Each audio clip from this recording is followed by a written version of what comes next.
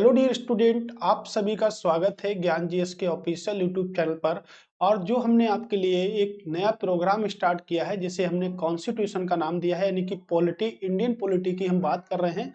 तो इसमें हमने पहले चैप्टर को देखा था और उस चैप्टर पे आप लोगों ने इतना सारा प्यार दिखाया है, इतने सारे कमेंट्स किए हैं, वो बहुत ही अच्छे अच्छे कमेंट्स आप लोगों ने किए हैं। तो आपने कहा है कि सर, जिस हिसाब से आपने सिलेबस को बताया है, अगर आप उसी हिसाब से हमें पढ़ा दें तो पूरा का पूरा आपका कंप्लीट सिलेबस हमारा हो जाएगा। तो आपको बता दें, जो सिलेबस हमने लिया है वो हमने लक्ष्मीकांत की बुक से लिया है।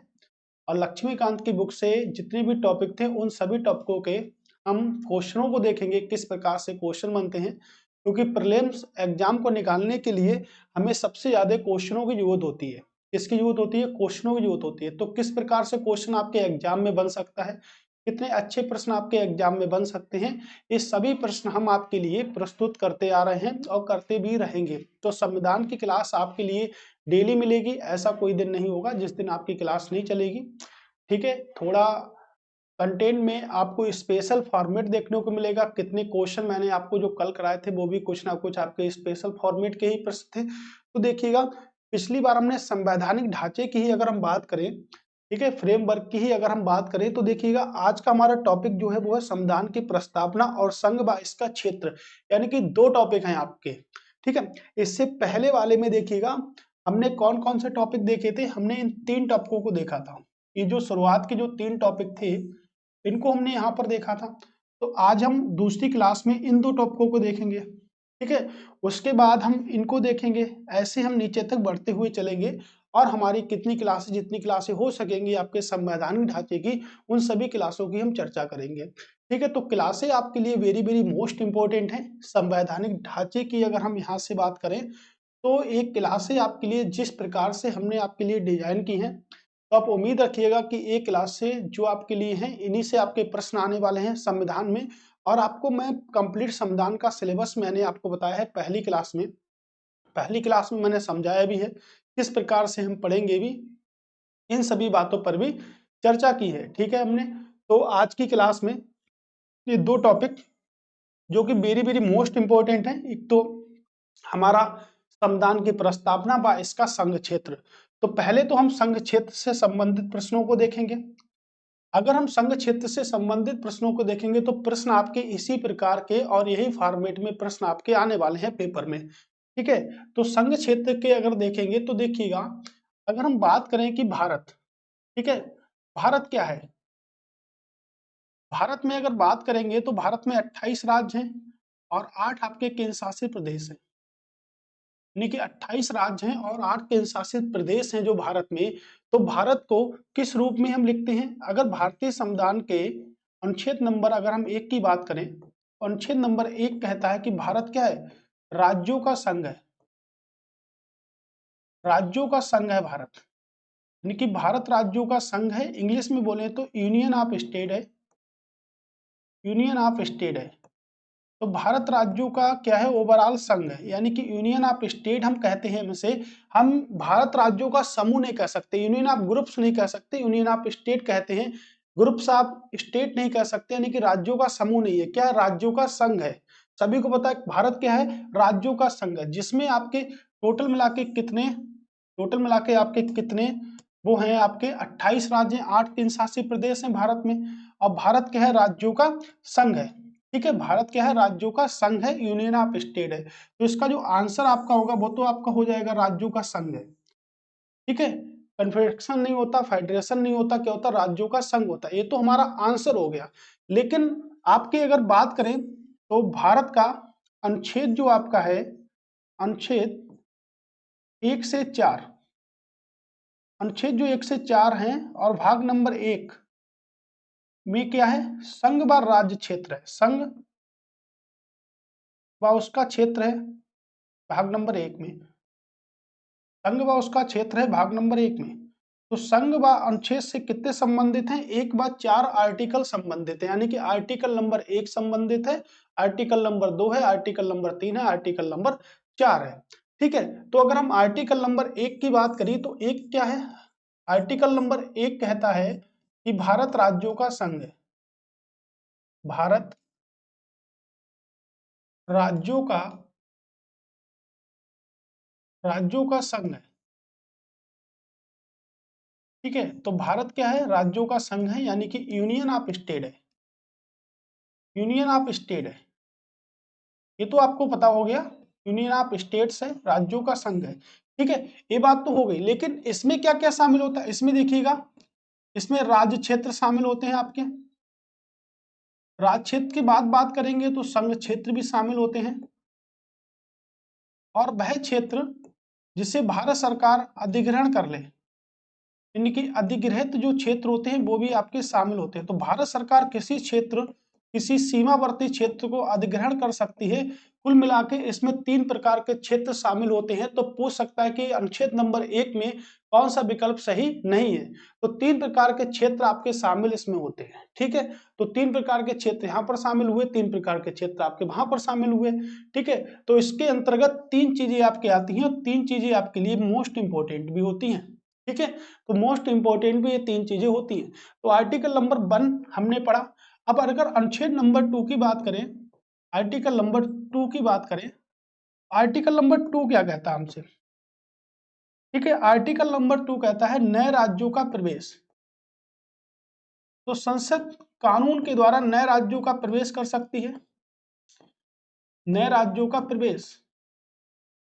तो देखिएगा, याद रखिएगा, नए राज्यों का प्रवेश जो है वो आर्टिकल नंबर 2 में है, लेकिन नए राज्यों का प्रवेश करेगी संसद कानून के माध्यम से। नए राज्यों का कानून जो विधि होगी उसके द्वारा नए राज्यों का क्या करेगी, प्रवेश करेगी। अब आर्टिकल नंबर 3 की अगर बात हम करें, तो आर्टिकल नंबर 3 में क्या होगा, यानी कि किसी भी राज्य की सीमा को बढ़ा व घटा सकते हैं, सीमाओं को बढ़ाया जा सकता है, घटाया जा सकता है, क्षेत्रफल में भी परिवर्तन किया जा सकता है, क्षेत्रफल में ही परिवर्तन किया जा सकता है। ठीक है, ऐसे आपके अनुच्छेद नंबर क्या होते हैं, 3 में ये उपबंध आपके होते हैं। ठीक है, 4 से प्रश्न आपके पेपर बनता नहीं है, 2 और 3 का मिक्सर होता है, 4 आर्टिकल। ठीक है, तो 4 से प्रश्न बनता भी नहीं। मैंने आपके लिए अनुच्छेद नंबर 3 से भी अगला जो प्रश्न होगा वो अनुच्छेद नंबर 3 से ही बनाया है, तो वहां पर हम डिटेल पार्ट में भी समझेंगे आर्टिकल नंबर 3 को। इतना आपको शायद क्लियर हो चुका होगा, आप स्क्रीनशॉट भी ले सकते हैं इसका। ठीक है, इतना अनुच्छेद आपका क्लियर हो चुका है। ठीक है, अब देखिएगा आर्टिकल नंबर अगर हम 3 की बात करें, तो नेक्स्ट प्रश्न आपके आर्टिकल नंबर 3 से मैंने आपको बताया कि निम्नलिखित में से कौन सा संविधान के अनुच्छेद के तहत संसद के कानून द्वारा संभव नहीं है, कौन सा संसद के कानून के द्वारा संभव नहीं है। ठीक है, तो कौन सा ऐसा है जो संसद के कानून के द्वारा संभव नहीं है। नए राज्यों का गठन, नए राज्यों के क्षेत्र में परिवर्तन, नए राज्यों की सीमाओं में विकल्प। देखिएगा, नए राज्यों का गठन भी है, नए क्षेत्रों में परिवर्तन भी है, क्षेत्रफल में परिवर्तन कर सकते हैं, इसमें क्षेत्रफलों में परिवर्तन कर सकते हैं। नंबर 2, अगर क्षेत्रफल में परिवर्तन हम करें तो उसके बाद हम परिवर्तन कर सकते हैं किसमें, सीमाओं में परिवर्तन कर सकते हैं, इसके सीमाओं में परिवर्तन कर सकते हैं। ये सब आर्टिकल नंबर 3 है। नए राज्य की सीमाओं का विकल्प भी होता है, देखिएगा, नए राज्यों का प्रवेश, नए राज्यों का प्रवेश आर्टिकल नंबर, अभी मैंने आपको बताया अनुच्छेद नंबर 2 में, अनुच्छेद नंबर 2 में है नए राज्यों का प्रवेश। ठीक है, याद रखिएगा, नए राज्यों का प्रवेश आर्टिकल नंबर 2 में है, ना कि 3 में है। ठीक है, तो नए राज्यों का प्रवेश यानी कि ऑप्शन नंबर डी जो है वो आपके ऑप्शन अनुच्छेद नंबर 2 से रिलेट करता है, ना कि 3 से रिलेट करता है। ठीक है, याद रखिएगा, पहला भी समझ गया आर्टिकल, दूसरा भी अनुच्छेद समझ गए, आप लोग तीसरा भी अनुच्छेद समझ गए होंगे, और पार्ट नंबर 1 की बात आपके हो रही थी। संघवाद का अर्थ क्या होता है? अगर हम संघवाद की बात करें तो संघ से एक शब्द बनता है जिसे हम कहते हैं संघीय। ठीक है, अगर संघीय की बात करें और संघ की बात करें तो आपको बता दें कि भारतीय संविधान में कहीं भी संघ शब्द की चर्चा नहीं है, लेकिन संघीय व्यवस्था को किसी देश के संविधान से लिया गया। ठीक है, भारत में कहीं भी संघीय शब्द की चर्चा नहीं है, लेकिन संघीय व्यवस्था को किस देश से ग्रहण किया गया है, कनाडा, कनाडाई से ग्रहण किया, यानी कनाडीय व्यवस्था पर आधारित है आपका, यह कह सकते हैं कनाडा से ग्रहण किया हमने। इसको संघीय व्यवस्था को किस देश से ग्रहण किया? तो संघीय व्यवस्था को आपने कनाडा से ग्रहण किया है। कहाँ से ग्रहण किया है? कनाडा से ग्रहण किया है। तो संघवाद क्या होता है? संघवाद वो होता है कि जिसमें सरकार के विभिन्न स्तर होते हैं, सरकार के विभिन्न स्तर होते हैं, यानी कि सरकार के अनेक अनेक स्तर होते हैं, उसको हम संघवाद कहते हैं। पूरे देश में एकात्मक प्रशासन होता है, तो एक स्तर तो नहीं होगा, यानी कि ये तो गलत हो गया। केंद्र सरकार के हाथों में सारे प्रशासनिक बल होने चाहिए, ऐसा तो कोई संभव नहीं है। देश में सरकार का एक से अधिक स्तर होना, तो मैंने आपको बताया सरकार के विभिन्न स्तर होते हैं। सरकार के विभिन्न स्तर अगर होंगे तो वो क्या होगा? आपका संघवाद होगा। भारतीय संविधान में कहीं भी संघ की चर्चा नहीं की गई है, संघीय शब्द की चर्चा नहीं की गई है, लेकिन भारत में संघीय व्यवस्था को कहां से अपनाया गया है? कनाडा के संविधान से अपनाया गया है, लेकिन संघ शब्द की चर्चा पूरे भारत में कहीं भी नहीं की गई है। ठीक है, इसको याद रखिएगा, ऑप्शन नंबर सी। अब देखिएगा हमारा 24 जो प्रश्न है, यानी कि अभी तक हम 23 प्रश्न कंप्लीट कर चुके थे, अब हम 24 प्रश्न की बात करेंगे कि निम्नलिखित में से कौन सा अभिव्यक्ति भारत संघ को सबसे अच्छा परिभाषित करता है। अब ये भी देखिएगा संघ की बात है। अब आपको पता है कि संघ की बात है तो संघ शब्द की चर्चा तो नहीं है। ऐसे भारत में बहुत सारे भारतीय संविधान में शब्द हैं जिनकी चर्चा नहीं की जाती, जैसे अल्पसंख्यक की भी चर्चा नहीं होती। ठीक है, अल्पसंख्यक की भी चर्चा नहीं है, राष्ट्रीय भाषा की चर्चा नहीं है भारतीय संविधान में। ठीक है, लेकिन शब्दों को रखा गया है। तो ऐसे बहुत सारे शब्द हैं। आयात निर्यात शब्द की चर्चा नहीं है पूरे भारतीय संविधान में। कल हमने पढ़ा था आपके बजट की भी चर्चा नहीं है भारतीय संविधान में, लेकिन बजट की चर्चा है किस रूप में है? वित्तीय वार्षिक विवरण के रूप में है। आर्टिकल नंबर 112 बजट से ही संबंधित होता है, जैसे वित्तीय वार्षिक विवरण कहते हैं। तो ऐसे बहुत सारे शब्द हैं पूरे भारतीय संविधान में जिनकी चर्चा आपके भारतीय संविधान में नहीं है, फिर भी उन्हें भारतीय संविधान में रखा गया है। ठीक है, तो इसी प्रकार संघ भी नहीं है, और संघीय व्यवस्था हमने कहां से ली है? कनाडा के संविधान से ली है। किसके संविधान से ली है? कनाडा के संविधान से ली है। ठीक है, अपशिष्ट शक्तियां कहां से ली है? कनाडा के संविधान से ली गई है। ठीक है, अगर बोले कि अपशिष्ट शक्तियां कहां से ली, तब भी वो कनाडा के संविधान से ली गई हमारे। ठीक है, राज्यपालों की नियुक्ति, राज्यपालों की नियुक्ति कहां से ली गई? कनाडा के संविधान से ग्रहण करी हमने। ठीक है, ये सब क्या है? कनाडा के संविधान से ही ग्रहण किया गया है। अब प्रश्न ये है कि भारत संघ को सबसे अच्छा कौन परिभाषित करता है? राज्यों के विधायी राज्यों का गठबंधन, राज्य केंद्र शासित प्रदेश और क्षेत्र का एक गठबंधन है जो किसी भी समय भारत सरकार द्वारा अधिगृहित किया जा सकता है।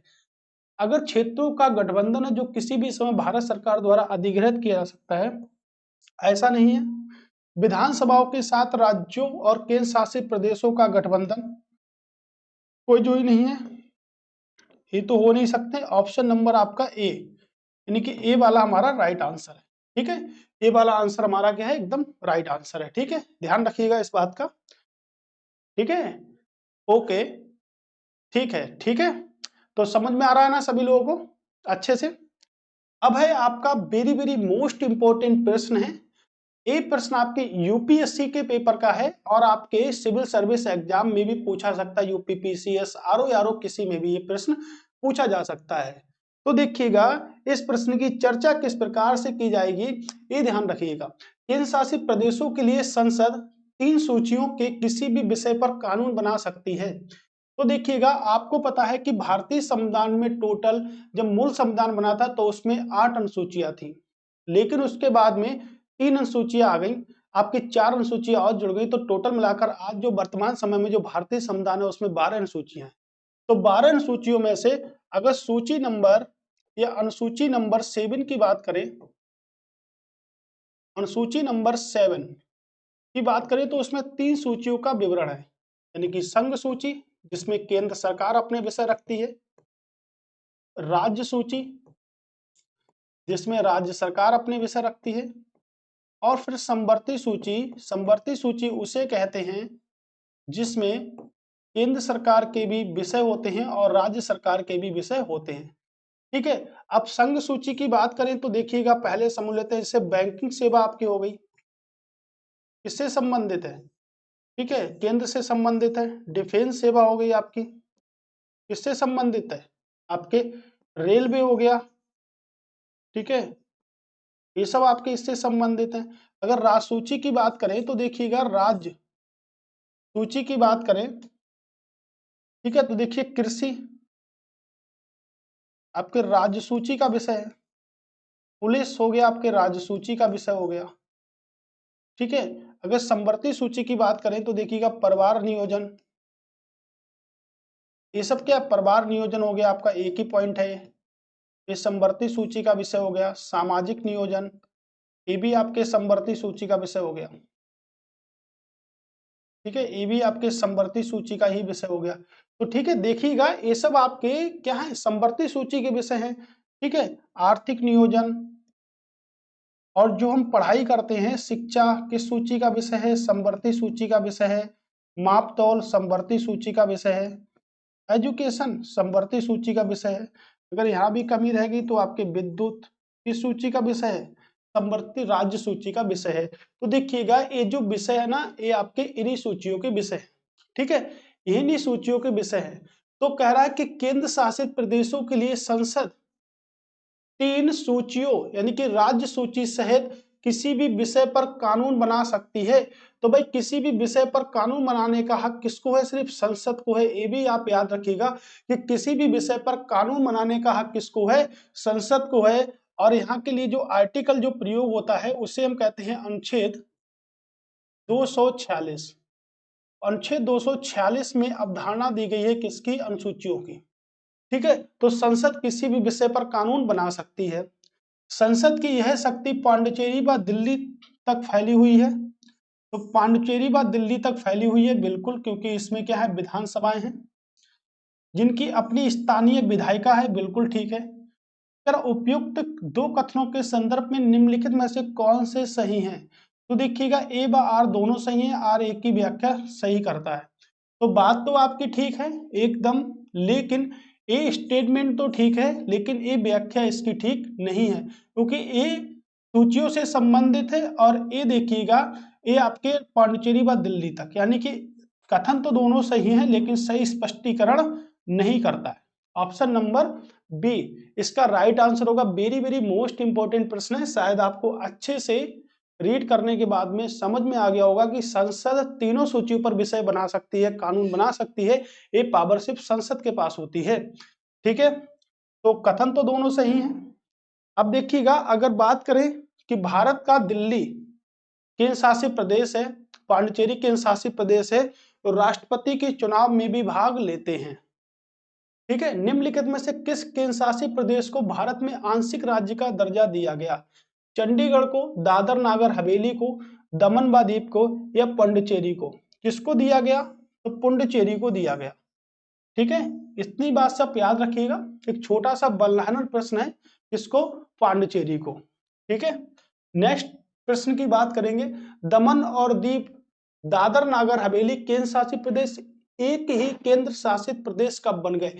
वेरी वेरी मोस्ट इंपोर्टेंट प्रश्न है, आपके पेपर में आ सकता है, क्योंकि दमन और दीव और दादर नागर हवेली केंद्र शासित प्रदेश एक ही केंद्र शासित प्रदेश कब बन गए। तो भाई कब बन गए, 26 जनवरी 2019 को गलत, 15 अगस्त 2018 को, ये भी गलत है।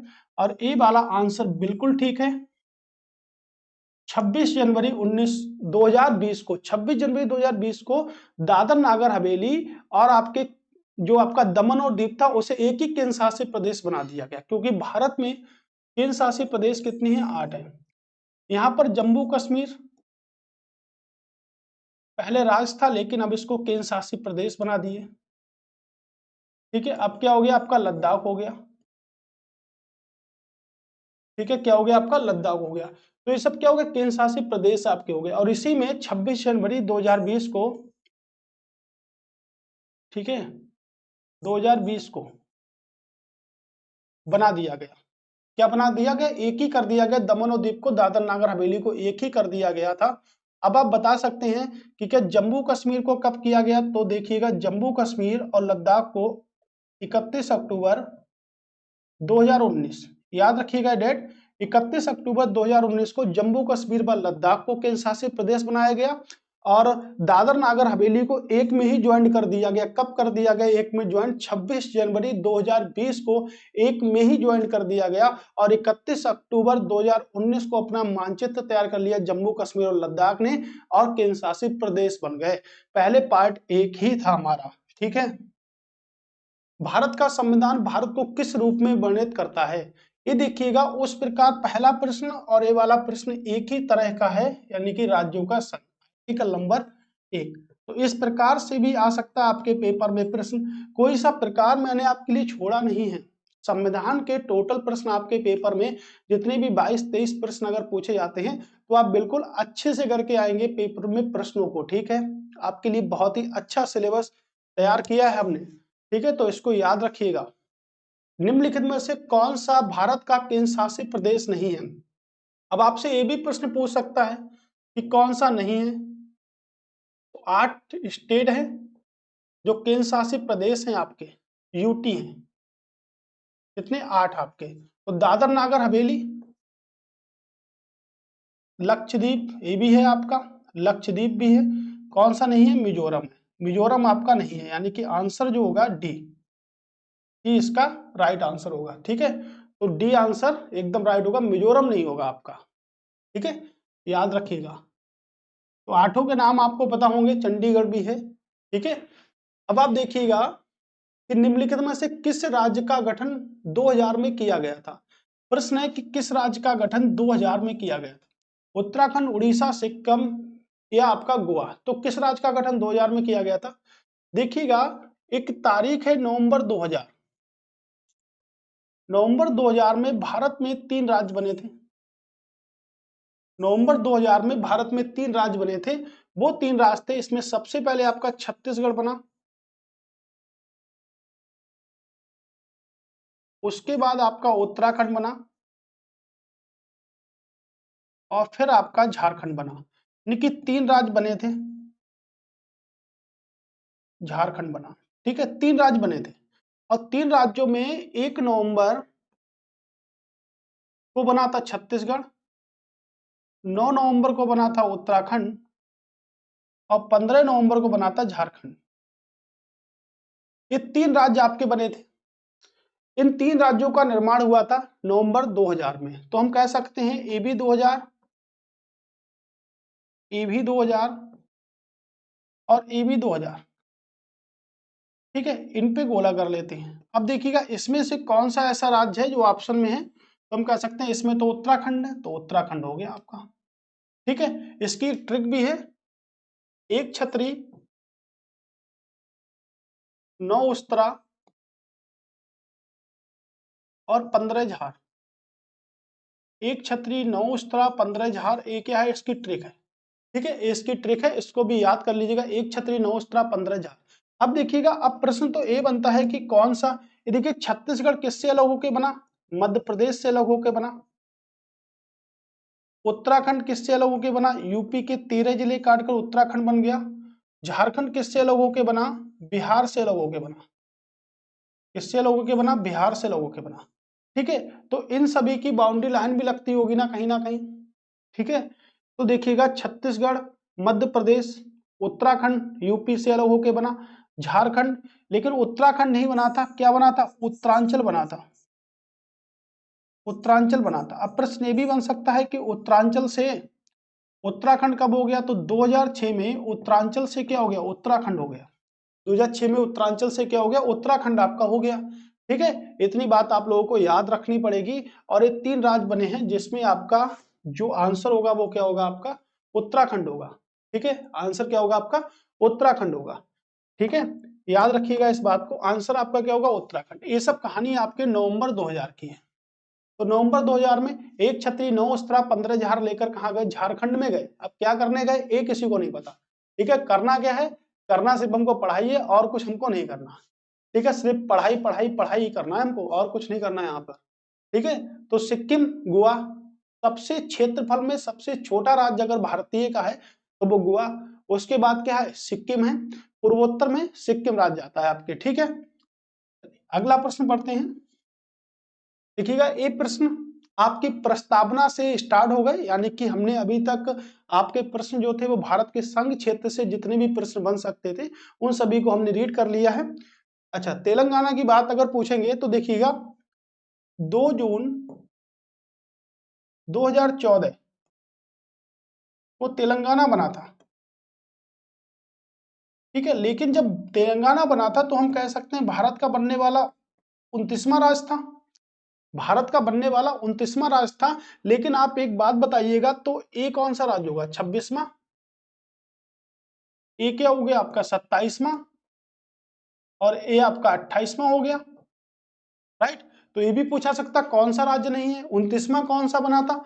29वां राज्य बना था तेलंगाना, 2 जून 2014 को बना था, ठीक है। एक बहुत ही इंपॉर्टेंट एक महोत्सव होता है जो पेपर में बहुत ज्यादा आता है, बाथुकम्मा, बाथुकम्मा महोत्सव। तो बाथुकम्मा महोत्सव जो बनाया था वो कहाँ बनाया था? तेलंगाना बनाया था, ठीक है। तो बाथुकम्मा महोत्सव भी आपके तेलंगाना में बनाया जाता है, ठीक है। अगर ऐसे हम पढ़ेंगे तो आपका पेपर एकदम क्लियर हो जाएगा, ठीक है। आप लोग पेपर में एकदम अच्छा मार्क्स करेंगे, आने वाले पेपर में एकदम जबरदस्त एक अच्छे तरीके से मार्क्स करेंगे, ठीक है। तो याद रखिएगा क्या होगा, एक एक नोट्स को क्लियरिटी बनाइएगा, एकदम अच्छे नोट्स बनाइएगा आप लोग, ठीक है। जिससे आपको एग्जाम टाइम में बहुत हेल्प मिलेगी। और आप अब एडवाइस भी कुछ दिनों के बाद देना शुरू कर देंगे कि ज्ञान जीएस से ही पढ़िएगा। आपको Y1 क्लास हमने पढ़ाई है, उत्तर प्रदेश भी आपको कंप्लीट करा दिया है हमने, साइंस भी आपको कंप्लीट करा दिया है। अब बारी है संविधान की, और पेपर से पहले पहले सभी क्लासों को कंप्लीट करा देंगे। पेपर के बाद भी क्लासें रहेंगी, मैच करिएगा। टोटल क्वेश्चन यहीं से आने वाला है, ठीक है। बाकी आपकी मर्जी है, आप क्या चाहते हैं क्या नहीं चाहते, ये तो आपके ऊपर ही डिसाइड हो सकता है, ठीक है। अब देखिएगा, भारत के संदर्भ में निम्नलिखित कथनों पर विचार कीजिए। तो भाई निम्नलिखित कथनों पर चलते हैं, विचार करने चलते हैं, और विचार यहां से करते हैं। देखिएगा, 26 जनवरी 1950 की प्रस्तावना में भारत को एक धर्म निरपेक्ष राष्ट्र के रूप में परिभाषित किया गया। तो आपको बता दें कि भारत धर्म निरपेक्ष राष्ट्र नहीं है, ठीक है। भारत कैसा है? भारत में धर्मनिरपेक्ष का अर्थ है कि धर्मों को सभी धर्मों को संरक्षण प्रदान है, यह संरक्षण या मान्यता प्रदान है, लेकिन किसी एक धर्म को संरक्षण नहीं देता। मान्यता प्रदान है लेकिन किसी एक धर्म को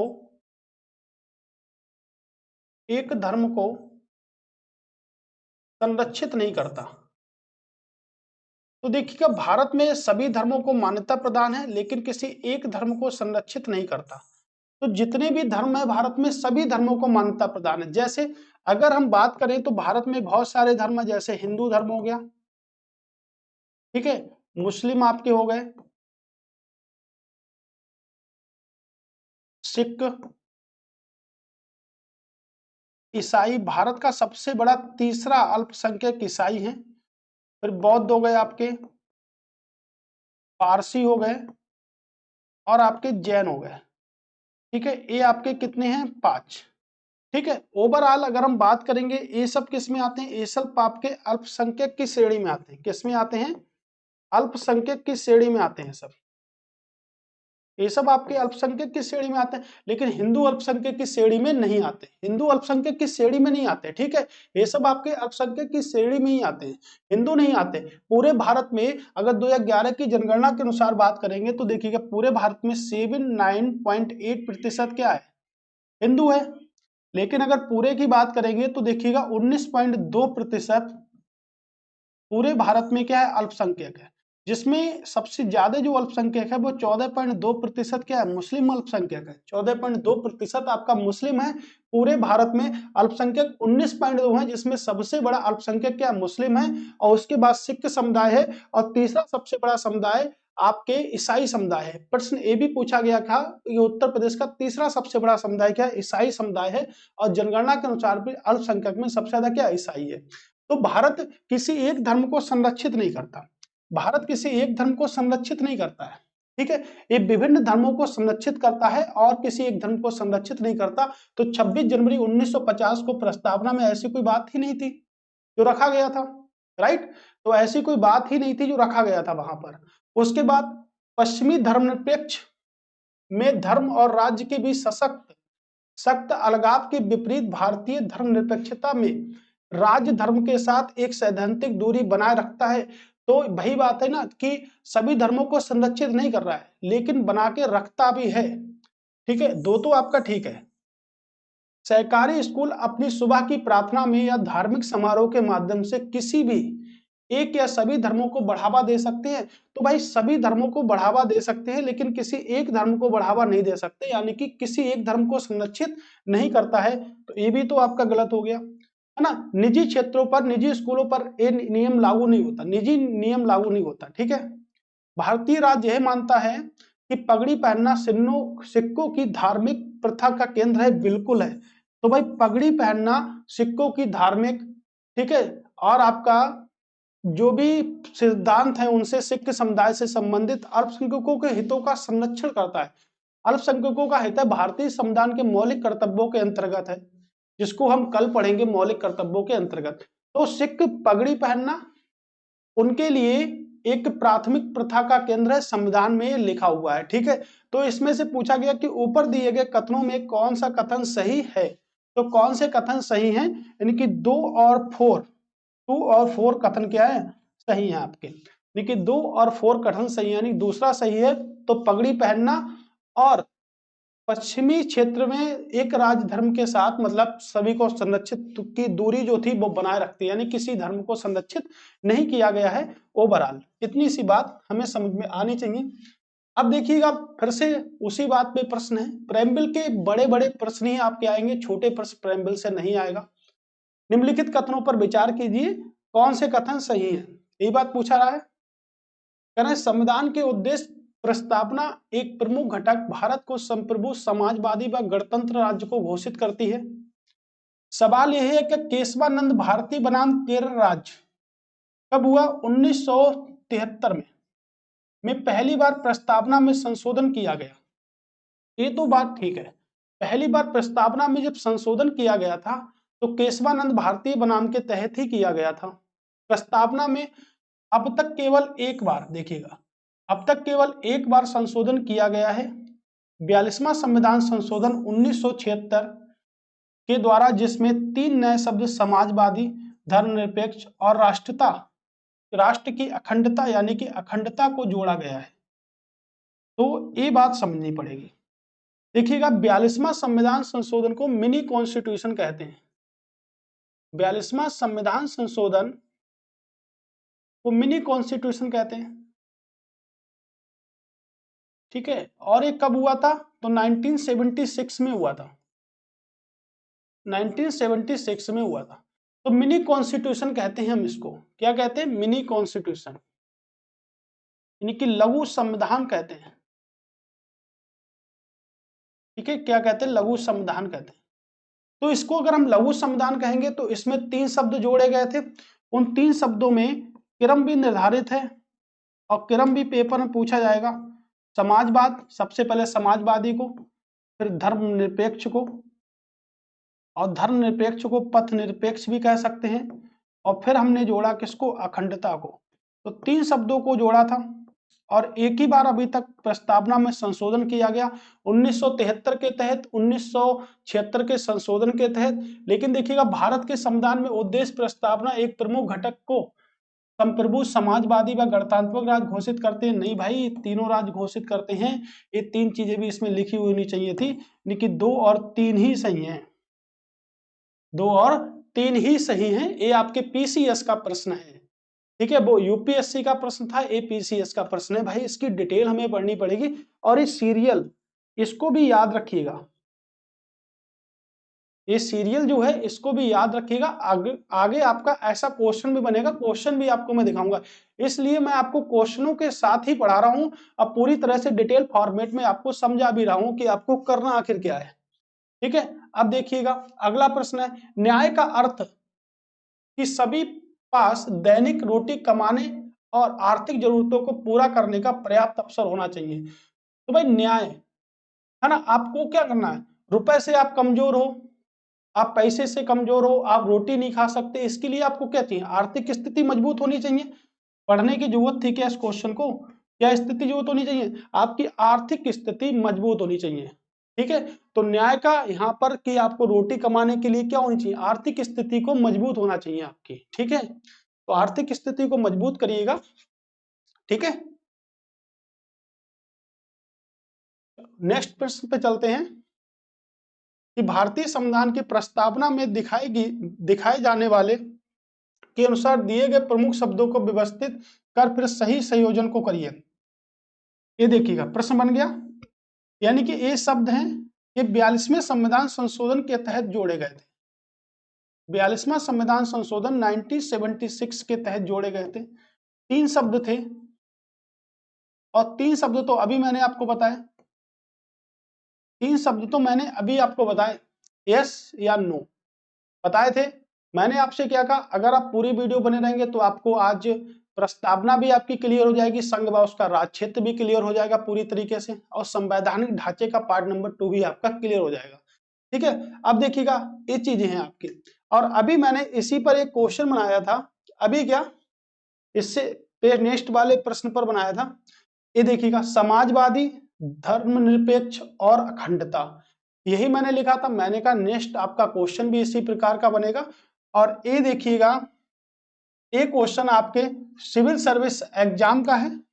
कौन सा होगा, सबसे पहले समाजवादी होगा, आर होगा, उसके बाद पथ निरपेक्ष होगा, पी होगा, और फिर क्या होगा, क्यू होगा। कौन सा होगा आंसर, आंसर होगा आपका ए वाला। ठीक है, तो अगर आप ऐसे क्वेश्चन लगातार पढ़ते हैं और ऐसे क्वेश्चनों को अपने आगे अगर आप लिखते हैं और नोट्स अच्छे से प्रिपेयर करते हैं, और यही जो क्वेश्चन है यही बस आप टाइम के समय पढ़ते रहिएगा। रिवीजन जब आपकी पहली क्लास हो, आज दूसरी क्लास है, तो इससे पहले आप रिवीजन करके आते पूरा का पूरा। अगर आप रिवीजन अच्छे से करते तो आपको एक क्लास भी स्पष्ट होती, राइट। मैं आपके लिए एक फुल क्लास भी बनाऊंगा जो कि संवैधानिक ढांचे से संबंधित हमारी होगी। मैंने आपसे क्या कहा, 4 से 5 घंटे आप लग जाइएगा और आपका एग्जाम निकल जाएगा। करंट अफेयर्स की भी शुरुआत होने वाली है। ठीक है, 1 जनवरी से आपको हिस्ट्री की भी क्लासें मिलने लगेंगी, और अभी हमारी सिंगल प्लेटफॉर्म पे ही क्लास चल रही है। 1 जनवरी से आपको 2-2 क्लास एक दिन में मिलेंगी, तो आप अब ताकतवर हो जाइएगा। जैसे जैसे पेपर नजदीक आएगा, हो सकता है आपको करंट अफेयर्स भी साथ में मिले। ठीक है, तो 3 क्लासें पर डे बेस पर आपकी रहेंगी। ठीक है, अगर हम आपके लिए मेहनत कर रहे हैं तो आप भी हमारे लिए मेहनत करिएगा, और जितना अच्छा कॉन्सेप्ट आप क्लियर करेंगे यहाँ से, मैं आपको एक एक पॉइंट समझा के बता रहा हूँ। जहां पर डिस्कस करने की जरूरत नहीं होती वहां पर मैं टाइम भी वेस्ट नहीं करता हूँ, ज्यादा बातें भी नहीं करनी चाहिए क्योंकि पेपर नजदीक है। ठीक है, ऐसे बहुत सारे यूट्यूब पे वीडियो हैं जो बहुत सारी बातें करते हैं, लेकिन मैं ज्यादा बातें नहीं करता हूँ। तो आपको सिर्फ समझाने के लिए बोल रहा हूँ कि आप ज्यादा से ज्यादा फोकस करिएगा, है ना। और ज्यादा से ज्यादा अगर आप फोकस करेंगे इन चीजों पर, तो आपको एक अच्छा कंटेंट जो आपको प्रोवाइड हो रहा है वो भी आपको मिल सकता है। आपको कोई अगर रिलेटेड प्रोग्राम में कोई प्रॉब्लम भी आ रही है, फिर भी आप हमें व्हाट्सअप कर सकते हैं। आपको समझ में नहीं आ रहा है, नोट्स की प्रॉब्लम हो रही है, तब भी आप हमें बता सकते हैं। ठीक है, आपके लिए मैं नोट्स भी रिलीज किए थे 1499 में, आपका पूरा नोट्स। ठीक है, आप शॉर्ट वीडियो पे वीडियो पढ़ी है, आप व्हाट्सअप कर दें। 1499 में पूरा का पूरा नोट्स आपको मिलेगा, आपके यूपी पीसीएस आरओ की तैयारी के लिए बेस्ट कॉन्सेप्ट है। एकदम नोट्स एकदम विस्तृत, एकदम स्वच्छ शब्दों में लिखे हुए हैं, तो कृपया करके आप उनको भी देख लीजिएगा। ठीक है, अगर आपको ठीक लगते हैं डेमो ले सकते हैं उसका। तो ये चीजें जो हैं जो आपको बहुत ज्यादा एग्जाम की तरफ अग्रसर करने वाली है। ठीक है, आपने बहुत सारे प्लेटफॉर्म पे पढ़ा होगा, लेकिन आपको शायद, मैं ये तो नहीं कह रहा कि मैं बहुत अच्छा पढ़ा रहा हूँ, लेकिन ये कह रहा हूँ कि मेरा भी उनसे कुछ ना कुछ ज्यादा अच्छे भी होंगे, क्वेश्चन भी होंगे, क्योंकि ये सब क्वेश्चन जो है ना आपके, जो आप यहाँ पे पढ़ाई कर रहे हो ना, ये सब आपके पेड क्लासों के क्वेश्चन हैं। ये फ्री में आपको इतने गजब के क्वेश्चन आपको कोई पढ़ाने वाला नहीं है। ठीक है, ये सब पेड क्लासों के क्वेश्चन है, तो आपको मैं जो क्वेश्चन पढ़ा रहा हूँ ना, ठीक इसी प्रकार के क्वेश्चन पेपर में आते हैं। ठीक है, अब बाकी आपकी मर्जी है कि आप कितना पढ़ते हैं। ठीक है, भारतीय संविधान में धर्मनिरपेक्षता का अर्थ क्या है, देखिएगा जो प्रश्न मैंने आपको समझाए अगर वही प्रश्न आगे ना बने तो मुझसे आप कहिएगा। राज्य का अपना धर्म है, पहले मैंने बताया किसी राज्य का अपना धर्म नहीं है, सभी राज्यों को संबंधित, राज्य का धर्म से कोई संबंध नहीं है, ये भी गलत है। राज्य सभी धर्मों को मान्यता देता है परंतु उसका कोई धर्म नहीं है। तो भाई कहते नहीं है कि तुम्हारा कोई धर्म नहीं है, तो राज्य सभी धर्मों को मान्यता देता है लेकिन उसका कोई धर्म नहीं है।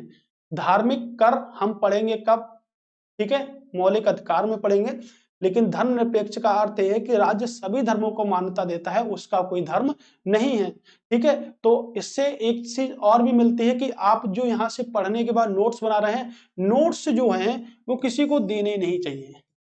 खुद के बनाए नोट्स आप लोग अगर पढ़ाई करते हो तो आपको किसी को देने नहीं चाहिए नोट्स, है ना। जो नोट्स आप यहाँ से वाई भी करो वो भी आपको किसी को देने नहीं है, वरना वो एग्जाम पास कर पाएगा और तुम बैठे रहोगे, है ना, तुम कर्नाट प्लेस में घूमते रहोगे। तो देखो, निम्नलिखित में से कौन सा शब्द हमारे संविधान की प्रस्तावना में नहीं लिया गया है। तो कौन सा शब्द है जो संविधान की प्रस्तावना से नहीं है संबंधित। संप्रभुता है यानी कि सोवरेन है, बिल्कुल है। समाजवादी है, पथ निरपेक्षता है, कौन है, साम्यवादी नहीं। अब इसमें मैं आपको क्या समझाऊं, प्रस्तावना को संविधान की कुंजी कहा जाता है, ठीक है, प्रस्तावना को संविधान की कुंजी कहा जाता है, प्रेम्बिल। तो प्रेम्बिल में आपके तीनों शब्द हैं, ठीक है, और समाज साम्यवादी शब्द आपका नहीं है, ठीक है। भारत के संविधान की प्रस्तावना में वर्णित शब्दों का सही क्रम क्या है। वेरी वेरी मोस्ट इंपोर्टेंट प्रश्न, इतना इंपोर्टेंट प्रश्न है, बहुत ज्यादा है, ठीक है। क्या है, बंधुत्व है, समानता है, स्वतंत्रता है। मैं आपको डायरेक्टली बताता हूं कि इसमें क्या है। सबसे पहले इसमें न्याय आता है। क्या आता है, सबसे पहले न्याय आता है, न्याय के बाद स्वतंत्रता आती है, ठीक है, स्वतंत्रता के बाद समता आती है, और समता के बाद आपके बंधुत्व आता है, भाईचारे की भावना आती है। अब देख लीजिएगा, ये जो आपके जिसमें मिल जाए वही आपका आंसर है। तो सबसे पहले न्याय से स्टार्ट होगा तो न्याय वाला आपका कॉन्सेप्ट है, ठीक है, न्याय से स्टार्ट होगा तो कॉन्सेप्ट आपका यही है, ठीक है। अगला प्रश्न, भारतीय संविधान की प्रस्तावना के संविधान की प्रस्तावना प्रेषित है। अब ये तो क्वेश्चन हमने आपको बताया नहीं लेकिन फिर भी आ गया, तो क्या नहीं करेंगे, बिल्कुल करेंगे। कह रहे हैं संविधान की प्रस्तावना को कहां से लिया गया। तो संविधान की प्रस्तावना को संविधान की कुंजी व आत्मा कहते हैं, संविधान की कुंजी कहते हैं व उसको आत्मा कहते हैं। जर्मनी, जापान, फ्रांस या संयुक्त राज्य अमेरिका, कहां से लिया गया है कॉन्सेप्ट को, आप बताइएगा। कॉन्सेप्ट बहुत इंपॉर्टेंट है इसका, ठीक है, जहां से भी इसको लिया गया है। तो देखिएगा, प्रस्तावना की अगर बात करेंगे तो प्रस्तावना में कई सारी चीजें हैं। नंबर 1, जैसे देखिएगा प्रस्तावना कहां से ग्रहण की, प्रस्तावना कहां से ग्रहण है, प्रस्तावना की स्वतंत्रता कहां से ग्रहण है। उसके बाद बोल सकते हैं कि प्रस्तावना प्रस्तावना में न्याय कहां से लिया गया, प्रस्तावना में न्याय कहां से लिया गया। ये शब्द आपके पॉइंट बन सकते हैं, ठीक है। तो देखिएगा, प्रस्तावना जो ली गई है वो संयुक्त राज्य अमेरिका से ली गई है। कहां से, संयुक्त राज्य अमेरिका से, ठीक है। तो इसका तो आंसर क्या होगा, संयुक्त राज्य अमेरिका। प्रस्तावना में स्वतंत्रता फ्रांस से, और प्रस्तावना में न्याय जो लिया गया है वो कहां से लिया गया। तो प्रस्तावना में जो न्याय लिया गया है वो आपका कहां से लिया गया, सोवियत संघ रूस से,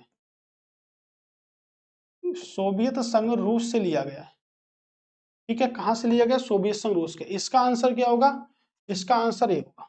तो आप लोग हमें अब कमेंट्स बॉक्स में ये बताएंगे कि प्रस्तावना की भाषा कहां से ली गई है, प्रस्तावना की भाषा कहां से ली गई है। तो प्रस्तावना की भाषा को कहां से ग्रहण किया गया, प्रस्तावना संयुक्त राज्य अमेरिका से, प्रस्तावना की स्वतंत्रता फ्रांस से, प्रस्तावना में न्याय सोवियत संघ रूस से, और प्रस्तावना की भाषा को कहां से लिया गया, ठीक है। तो भाषा हमें याद करनी है, प्रस्तावना की भाषा को कहां से लिया गया है, ठीक है। तो याद रखिएगा प्रस्तावना की भाषा कहां से ली गई है, ठीक है। नेक्स्ट प्रश्न, निम्नलिखित में से कौन सा भारतीय संविधान की प्रस्तावना का हिस्सा नहीं है। ऐसे प्रश्न बहुत बनते हैं। समाजवादी बिल्कुल, लोकतांत्रिक है, धर्मनिरपेक्ष है, क्या है, संघवाद नहीं है। संघवाद क्या होता है, पढ़ा था अभी हमने, जिनमें सरकार के विभिन्न स्तरों, जिसके सरकार के विभिन्न स्तरों, उसे हम क्या कहते हैं, तो उसे हम संघवाद कहते हैं। यानी कि सरकार के विभिन्न विभिन्न स्तरों, यानी संविधान के प्रस्तावना की कानूनी या वैधानिक प्रकृति क्या है। ठीक है, तो देखिएगा संविधान की प्रस्तावना संविधान का हिस्सा तो हो सकता है, लेकिन अदालतों पर लागू नहीं होती। हिस्सा तो है बट अदालतों पर लागू नहीं होती है। जो चीज अदालतों पर लागू नहीं होती उसकी प्रकृति जो होती है कैसी होती है, तो उसकी प्रकृति कैसी होती है, प्रवर्तनीय होती है। यानी कि ऑप्शन नंबर बी राइट है हमारा। ठीक है, ऐसे प्रश्न वन लाइनर के फॉर्मेट में हर एग्जाम में पूछे जाते हैं। बड़े वाले जो प्रश्न है वो आपके सिविल सर्विस में पूछे जाते हैं, और ये भी प्रश्न आपके सिविल सर्विस एग्जाम के ही हैं, सब प्रीवियस आए हुए। ठीक है, भारतीय संविधान की प्रस्तावना में न्याय शब्द निम्नलिखित में से किस रूप में नहीं आता। तो न्याय, न्याय देखिएगा सामाजिक भी होता है, न्याय राजनीतिक भी होता है, न्याय आर्थिक भी होता है, यानी कि तीनों के रूप में होता है। लेकिन न्याय जो होता है कानून के रूप में नहीं होता। कानून के रूप में क्या होता है, कानून के रूप में होता है विधि। विधि जो है वो आपके कानून के रूप में होगा। और अगर हम बात करें विधि की, तो राष्ट्रीय विधि दिवस कब बनाते, राष्ट्रीय विधि दिवस। ठीक है, तो राष्ट्रीय विधि दिवस हम मनाते हैं 26 नवंबर को। ठीक है, इसी दिन संविधान क्या हुआ था, लागू हुआ था। सॉरी, संविधान लागू नहीं हुआ था, संविधान अंगीकृत किया गया था। संविधान क्या किया गया था, अंगीकृत हुआ था संविधान। संविधान के लागू होने की तिथि क्या है, तो संविधान के जो लागू होने की जो तिथि है वो क्या है, 26 जनवरी 1950। इस संविधान के लागू होने की तिथि है।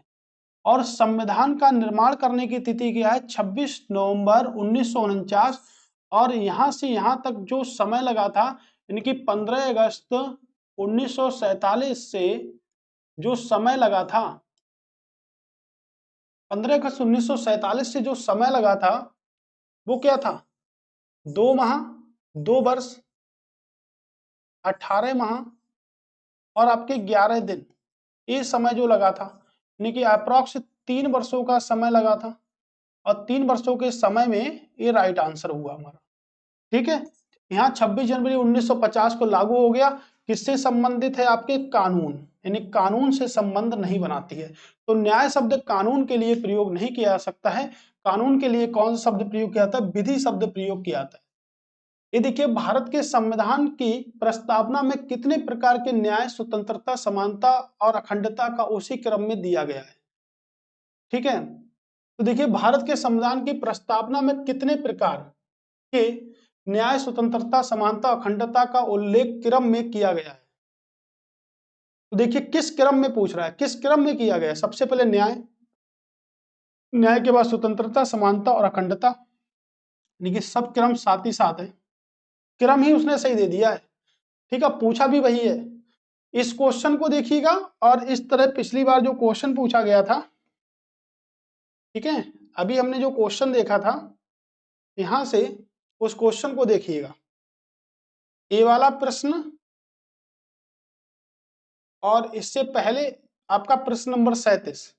ठीक है, प्रश्न नंबर 37 का आंसर तो हमारा ये हुआ ना, तो प्रश्न नंबर 37 का आंसर ये हमारा हुआ। ठीक है, लेकिन अगर हम यहीं से लास्ट प्रश्न देखें, यहां से 42वें को, तब भी तो आंसर आपका यही है। यानी कि वो वाला प्रश्न, यानी कि 37 नंबर प्रश्न और 37 से 42 नंबर प्रश्न सेम ही है, और यही प्रश्न आपके पेपर में पूछे जाते हैं। ठीक है, तो हमने संवैधानिक ढांचा के अंतर्गत, जो भी हमारा संवैधानिक ढांचा था उसके अंतर्गत हमने 2 टॉपिकों को समाप्त कर लिया है। 2 टॉपिक हमने समाप्त कर लिए हैं, तो 2 टॉपिक को समाप्त कर लिया हमने। ठीक है, तो 2 टॉपिक जब हमने समाप्त यहां से कर लिए हैं, तो हमारी क्लास भी आज की क्या हो गई, समाप्त हो गई। ठीक है, अब देखिएगा जो शुरुआत हम करेंगे, जब कल की शुरुआत जो हमारी रहेगी, ठीक है, अब देखिएगा कल की शुरुआत जो हमारी रहने वाली है वो किस टॉपिक से होने वाली है। अब कल के लिए जो टॉपिक हमारे होंगे वो आपके 2 टॉपिक, इन 2 टॉपिकों की चर्चा करेंगे। एक तो नागरिकता होगी, एक हमारा क्या होगा, सिटीजनशिप होगी, और दूसरा हमारा क्या होगा, फंडामेंटल राइट्स हमारे होंगे। यानी कि 2 की हम चर्चा कल करने वाले हैं। कल की क्लास आपके लिए बेहद बेहद इंपॉर्टेंट साबित होने वाली है दोस्तों, ठीक है। तो कल की चर्चा हमारे इन 2 टॉपिकों पर, उसके बाद जो क्लास हमारी रहेगी वो इन 2 टॉपिकों पर रहेगी और फिर हमारी इन 2 टॉपिकों पर रहेगी। यानी कि एक क्लास, दूसरी क्लास आज की, तीसरी क्लास कल की, फिर चौथी क्लास और 5वीं क्लास। ये क्लास है हमारी, ठीक है।